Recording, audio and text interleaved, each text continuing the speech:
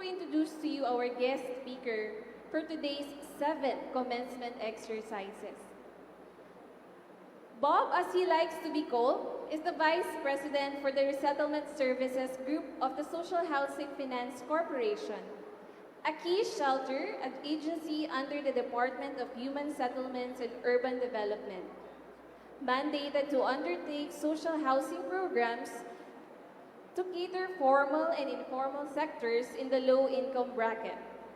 Some of his notable ongoing projects are the commuter railway projects of the Department of Transportation, the Pasig Bigyan Buhay Muli project at Santa Mesa, and the Intramuros Resettlement Project.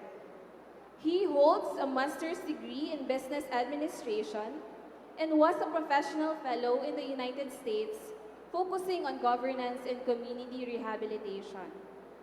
Before joining the government, he was the program lead of the Xavier Ecoville project of Xavier University, Ateneo de Cagayan, a university-led housing project for the survivors of Typhoon Santong in Cagayan de Oro City.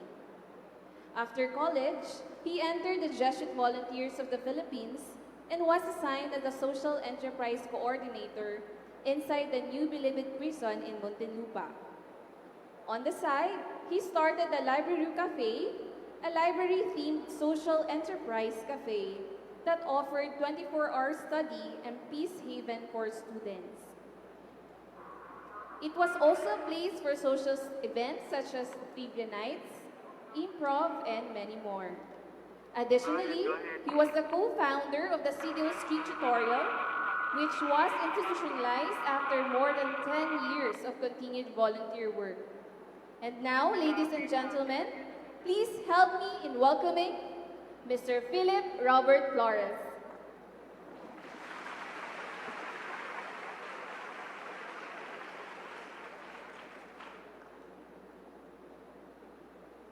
You may take your seats.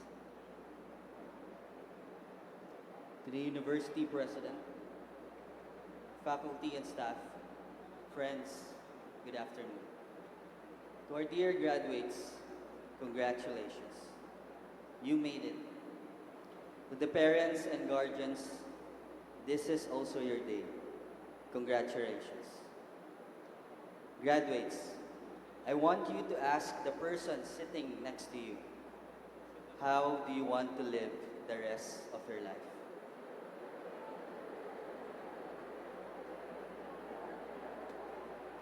Maybe this question fills you with excitement about the possibilities that the future holds as you leave high school. Or maybe you're a bit frightened of its uncertainty. Or maybe a mix of both. Let me assure you that whatever you feel now, although they don't seem to make sense yet, is valid. Allow me to share 5 transformative stories from my life, which I hope can be useful to you as you ponder the questions you have now. Maybe these stories will help you clarify things for you and make you even more excited about the future while lessening your apprehensions, and maybe the apprehensions of your parents as well. Each of these stories manifests the core values ingrained in me not so long ago as a Jesuit-educated student like you, and later as a Jesuit volunteer. First story, service that builds. About 17 years ago, when I was your age, I would usually walk some distance to catch a jeepney going home. I would see street dwellers, especially children, who should be in school, studying and playing, but were not. It bugged me that instead they were on the streets, forced by circumstances to beg, sniff solvent, and survive the street life. So when my parents asked me about my plans for my 17th birthday, I requested if I could celebrate my birthday with the street children, instead of having a dinner at home or in a restaurant, so that at least for one meal they could be spared from begging.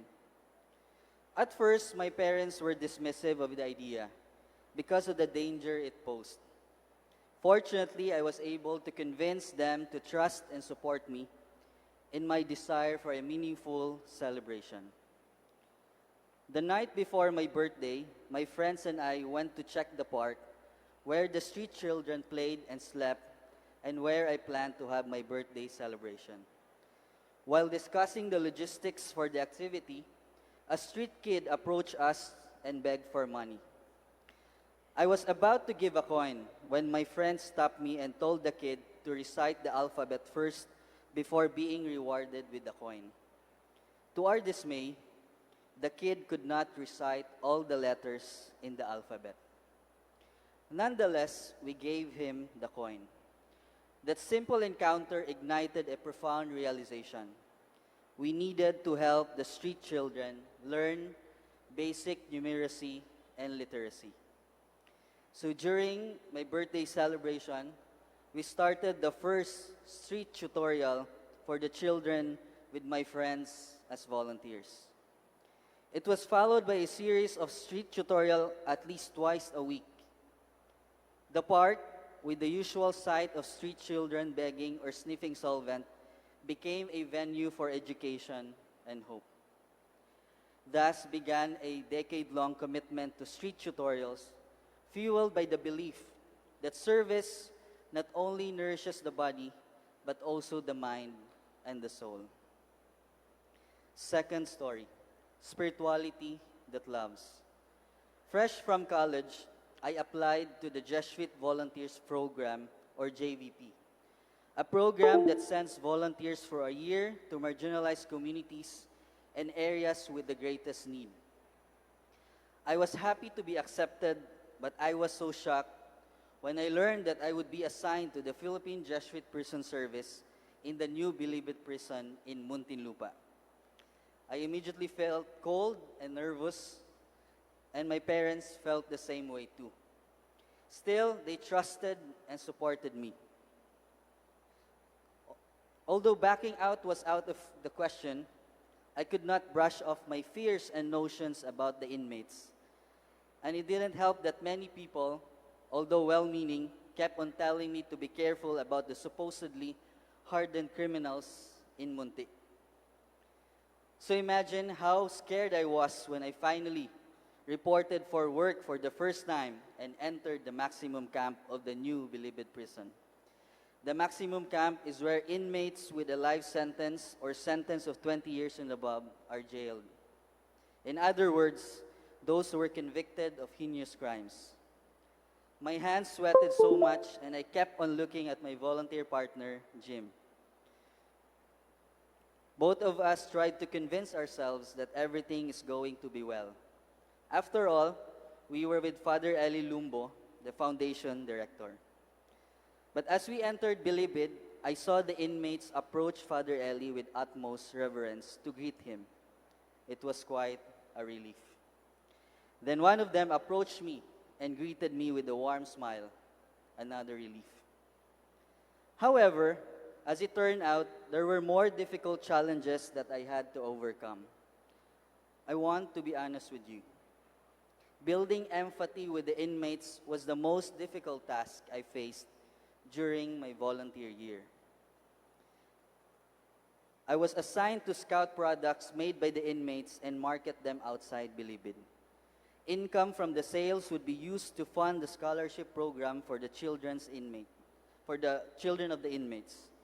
At first, it was difficult to put my whole heart into this task immediately, given my initial lack of empathy with the prisoners who would benefit from my efforts.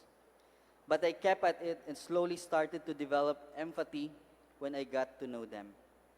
Then my work started to be meaningful.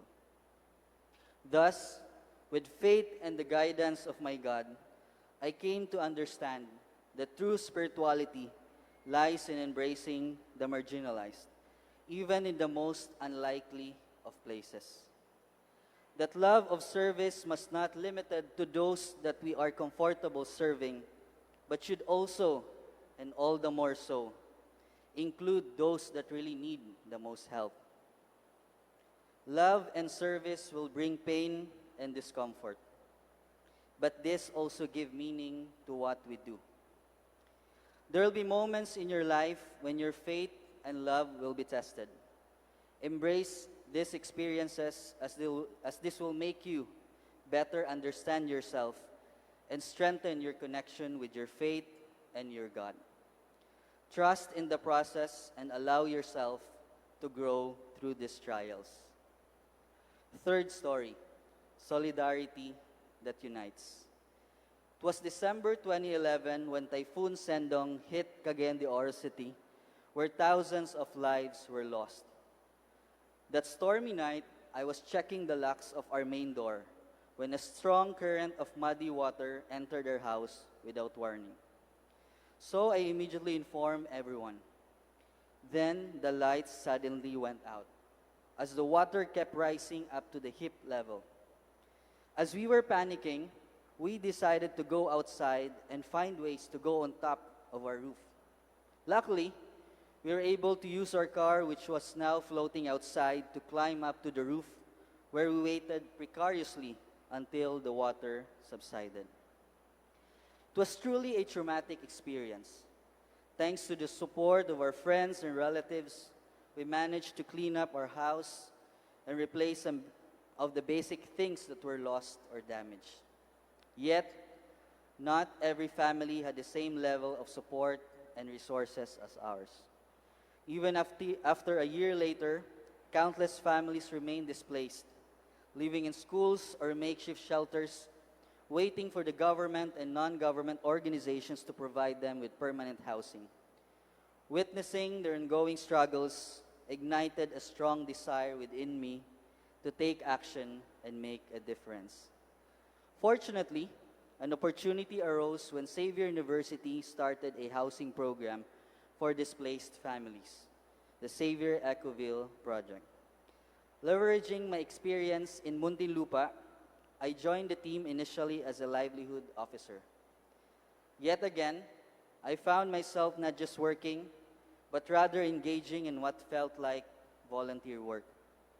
After a year, I assumed a leadership role within the unit, driven by deep commitment to serving those in need. So I journeyed with them in building back their lives. At the same time, we were healing together from our traumatic experience. It was a memory of a lifetime because we were not just building houses, we were building a community. And I was growing as a person.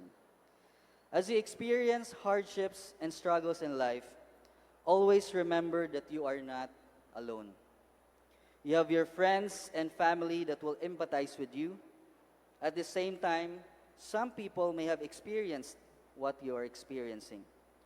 Treasure these people. Your shared struggles will draw you to the people that will matter the most in your life. Fourth story, social justice that empowers. As the Xavier Housing Project came to a close, I was bent on continuing what I had learned in the private sector. Incidentally, the Social Housing Finance Corporation, a government housing agency, was also expanding its coverage and needed more help to implement its community housing approach. I eventually joined the agency. I was assigned to establish an office and promote our housing program in Zamboanga del Norte and Misamis Occidental. I gave orientation seminars almost every day, even on weekends. I visited far-flung communities with poor road access, which often had to be crossed by footbridges. No matter the hurdles, there was no stopping my enthusiasm to bring our program as an option to those who need housing. As time went by, I noticed that the first question I would ask was, is the housing for free? And when I answered it was not free, though affordable, they would become disinterested. It was when I gave an orientation with the fisher folks that I realized I should first understand where they're coming from before offering our program. So I immersed myself in their daily lives. We started conversing about the struggles of always evacuating since they were living along the coastal areas. We also talked about their dream of owning a safe and decent home, which seem impossible to achieve given their meager resources. I ended up organizing workshops about financial literacy because I felt it was vital for the fisher folks to understand their capacity, even though it was not part of my work. It made the fisher folks realize that their income, although seasonal, could be enough to pay for monthly housing amortization. And if only they learned to be disciplined in handling their income and expenses. They eventually joined the program, and we were able to build a safe and decent housing for them. It was in the quiet conversations with the fisher folks where they were emboldened to turn their dreams into reality that I discovered the true essence of empowerment. As we chart our own varied paths, many of us are fortunate to have advantages such as access to top-tier education or influential networks that propel us faster than others. It is important that we recognize these privileges and leverage them not just for personal gain, but to uplift those who are less fortunate. Let us use our positions of influence to create pathways for the underprivileged, ensuring that opportunities are accessible to all, regardless of their background or circumstances. And most importantly, always listen to them. Start where they are and with what they have. In doing so, we can contribute to a more equitable and inclusive society for everyone. Fifth story, simplicity that frees. Not many, but much. My journey has been defined by a pursuit of experiences over possession. When I was 11 years old, part of our house was turned into a bakery business. I literally could smell the freshly baked pandesal every morning. At around 5 a.m. every day, the pandesal boys, as we call them, would line up their boxes to be filled up with pandesal. Then they would go around their designated places to peddle the pandesal either on bikes or on foot. I wanted to be part of the pandesal boys because I was in awe of how fast they could load the pandesal and how they help each other. So I asked my parents if I could be a pandesal boy. They initially laughed off my request, thinking I was not serious. But they eventually agreed after I pestered them with my request. I would soon experience how difficult it was to pedal while shouting pandesal. I was always short of breath. But it was a meaningful experience because I discovered the joy of selling and interacting with different people. That experience led me to my first business when I was a freshman student at Xavier University High School. Because our classroom was far from the canteen, where the lines at the food stalls were always long, and we only had 30 minutes of break time, many of my classmates would opt to just stay in the classroom. Thus, I saw the opportunity to sell snacks in the classroom. I chose a product that was handy and could be eaten anytime, the Jelly Ace stick.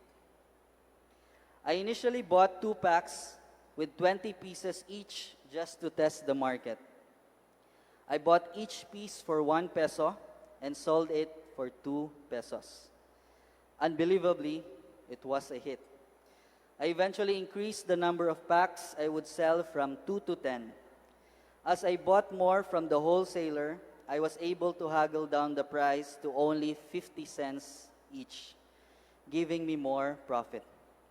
My market grew so much from my class to the other classes that I could no longer sell to everyone by myself. So I asked some of my classmates if they wanted to sell it for 2 pesos. They would just need to pay me 1 peso to 1.50 pesos, depending on the volume. With my earnings, I treated my friends to eat or play computer games. In that experience, I discovered the joy of managing a business and the power of building networks. That experience has led me to my second venture in college, the peanut butter. I learned how to make peanut butter when I saw a vendor in the market grinding the peanut. I asked my mom why he was doing it, and she said it was a process to make peanut butter, which led me to make my own with added ingredients. It tasted good, so I started giving samples to my friends and families, which they like, and I asked if they could buy one from me. I started making 10 bottles with sticker packaging, which I printed at home. Surprisingly again, it was a hit. This time, the money I earned went to funding the snacks for the street tutorial I mentioned earlier. Those experiences have significantly helped me during my Jesuit volunteer year as enterprise coordinator and as livelihood officer in Xavier Ecoville. It has also led me to open several businesses such as laundry, water refilling station, and the library cafe. You need to experience small things before you can build greater things. Start chasing experiences now. The foundation of your experience now will be fundamental to the succeeding experiences that you will take until you have become who you wanted to be. Find freedom in the pursuit of passion and experience. I was around your age when I joined a religious youth camp. I was riding a bus to the venue, looking at the window, and wondering what I would become. One song played, and this song has been my go-to song every time I am unsure of the path that I'm about to take. The song is, "It's Gonna Make Sense." This is the line. After you clear your eyes, you'll see the light somewhere in the darkness. After the rain has gone, you'll feel the sun come. And though it seems your sorrow never ends, someday it's gonna make sense.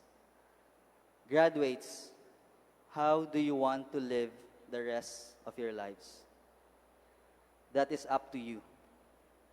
But I pray that you can live your life trusting the process, embracing the unknown, no matter how frightening, chasing experiences, no matter how small, and learning from them, holding on to the values that define you, remembering your Jesuit mentor's exhortations, and believing that someday it's gonna make sense.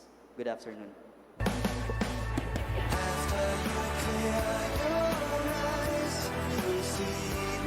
Thank you very much, Mr. Flores.